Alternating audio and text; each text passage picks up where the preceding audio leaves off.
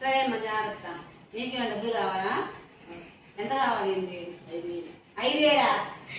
చెట్లుగా రాస్తుందంటరా 5,000.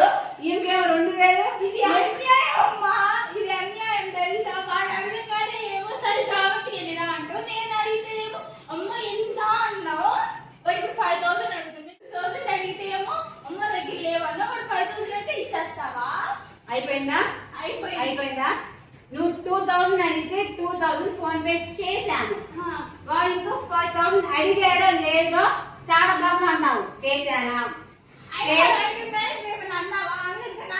ఇచ్చానా? ఇలేదు కదా. అయినా ఇస్తావా ఇప్పుడు? నా బిడ్డకి 10,000 ఇస్తారా? చూడండి చూసావమ్మా, నోరు పెళ్ళిపోతుంది కాబట్టి నీకు 2,000 కాదు 200 ఇస్తా. అదేంటమ్మా అంతే. వాడికి 5,000 కానీ ఆపు. 5,000 ఇస్తే 10,000 ఇస్తాను కానీ 2,000 అడ్జస్ట్ చేసుకో. దాంతో గొడవ ఎందుకు? సరే ఇక నుంచి ఆ పిల్లలు ఉన్నప్పుడు అడగమాక. అంటే నేను లేనప్పుడు అడగమని. మా మమ్మీ చాలా మంచిది, నాకు అనగానే డబ్బులు ఇచ్చింది. చూడు మమ్మీ వాడు ఎక్కిరిస్తున్నాడు.